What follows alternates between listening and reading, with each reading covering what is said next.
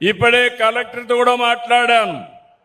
ఈ తీరం మనదే, బోటు మంది, వేట మంది,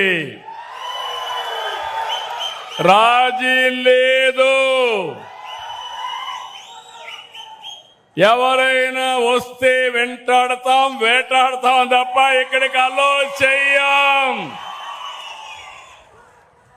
మర్యాదగా చెప్తాం, వాళ్ళు కూడా వినాలి. ఎవరెవరి హక్కులు వాళ్ళు కాపాడుకోవాలి. వాళ్ళ కోసం మన జీవనోపాధి కోల్పోవడం కరెక్ట్ కాదని మరొక్కసారి హామీ ఇస్తున్నా. అందుకే మన తీరంపై మనకే పూర్తి హక్కులు. పొరుగు రాష్ట్రాల వాళ్ళు రావడానికి వీలు లేదు. పూర్తి నిఘా పెడతాం. ఎవరో బార్డర్ దాటి వచ్చినా వెనక్కి పంపిస్తాం. ఇప్పుడే చెప్పా, శాటిలైట్ తిరుగుతా ఉంటుంది. బోట్ ఎంటర్ అవుతానే కలెక్టర్కి మెసేజ్ వస్తుంది.